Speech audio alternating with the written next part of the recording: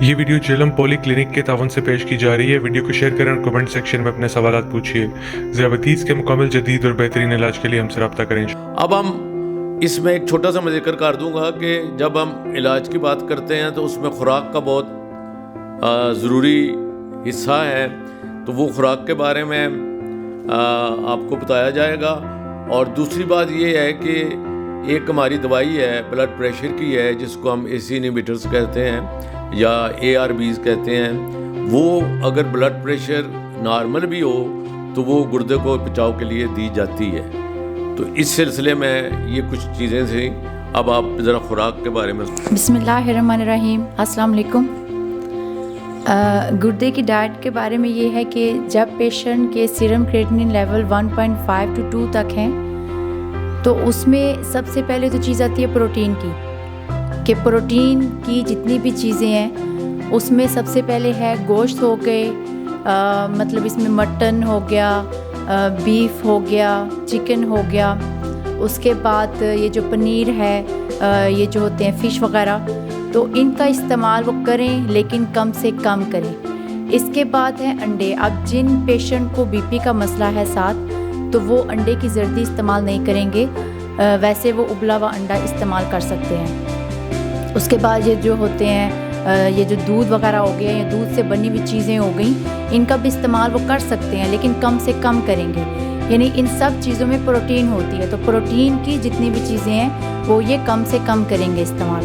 اس کے بعد اگر ہم دالوں پہ آئیں تو دالوں میں مسور کی دال اور مونگ کی دال چھلکے والی ہے یا چھلکے کے بغیر ہے، وہ پیشنٹ استعمال کر سکتے ہیں۔ باقی بھی دالیں وہ استعمال کریں لیکن اچھی طرح انہیں ابال کے پکا کے اس کے بعد وہ یہ دالیں استعمال کر سکتے ہیں۔ پھر اگر ہم سبزیوں پہ آئیں تو سبزیوں میں یہ جو مین سبزیاں ہیں اس میں ہے پالک، ساگ، آلو، چقندر، ٹماٹر۔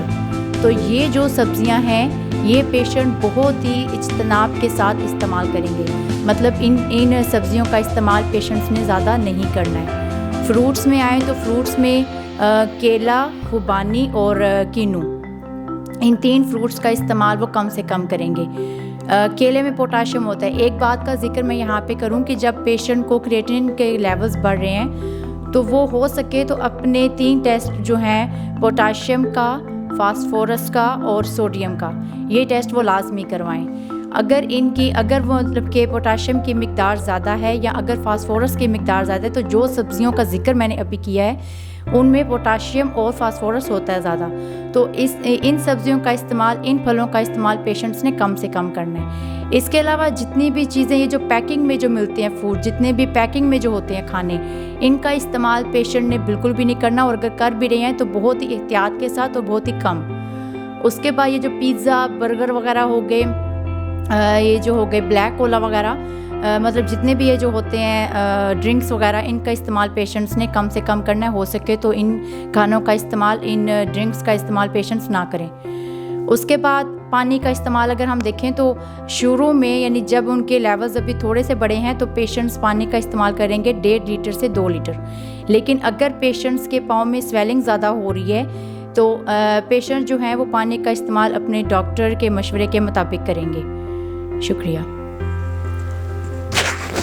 ہاں جی، اس میں ایک تھوڑا سا پوائنٹ ایڈ کرنا چاہوں گا کہ ہم نے جب دیکھا ہے کہ جب کڈنی کا فنکشن ڈسٹرب ہوتا ہے تو اس میں 3 چیزیں ہیں، ایک تو فاسفورس ہے، ایک پوٹیشیم ہے اور ایک سوڈیم ہے۔ سوڈیم کا ہم اس لیے کرتے ہیں کہ نمک کا ہم تھوڑا سا احتیاط اس لیے کرواتے ہیں کہ تقریباً 90% لوگوں کو ساتھ بلڈ پریشر بھی ہوتا ہے، تو میرا خیال ہے کہ اگر ہم ان موٹی موٹی چیزوں کو، اور پروٹین بڑا امپورٹنٹ آئٹم ہے اور ہماری خوراک کا ایک بہت بڑا حصہ جو ہے وہ پروٹین پہ منحصر ہے، تو پروٹین کا میں ایک پلیز فارمولہ بتا رہا ہوں، یہ غور سے سن لیجئے، لکھ لیجئے کہ جس آدمی کو کریٹینین لیول زیادہ ہے وہ دن میں کتنی پروٹین لے سکتا ہے، وہ ہے 0.6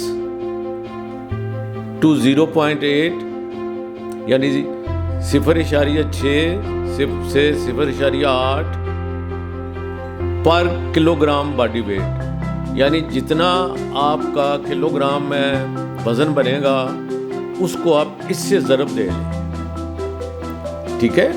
تو وہ جتنی بھی گرام بنے گی وہ اتنے گرام پروٹین بنے گی. ٹھیک ہے, مثلاً اگر ایک آدمی کا 70 kg وزن ہے تو 0.8 سے ہم اس کو دیں گے تو وہ تقریباً 50 کے لگ بھگ اس کی پروٹین بن جائے گی. تو وہ پروٹین 50 گرام تک آپ لے سکتے ہیں. اور انڈے جو ہے وہ آپ 2 انڈوں کی سفیدی بھی لے سکتے ہیں, اس پہ کوئی حرج نہیں ہے. تو میرا مقصد صرف یہ تھا کہ یہ باتیں روز ہم سے مریض پوچھتے ہیں اور یہ چھوٹی چھوٹی باتیں ہیں اور ہمیں خوشی ہوگی. میں دوبارہ کہہ رہا ہوں کہ اگر آپ ہم سے اس کے بارے میں مزید سوال کریں گے, ہم سے مزید پوچھیں گے, تو ہم انشاءاللہ تعالیٰ آپ تک سارے جو بھی لیٹسٹ یہ جو جتنی میں باتیں آپ کر رہے ہیں یہ آج کے دور کی باتیں ہیں, یعنی 2020 کی باتیں ہیں. تو انشاءاللہ آئندہ بھی ہماری کوشش ہوگی کہ جو بھی اچھی سے اچھی باتیں ہیں وہ آپ تک پہنچائیں, لیکن اس کے ساتھ آپ نے یہ پیغام دوسروں تک ضرور پہنچانا ہے. شکریہ اور خدا حافظ.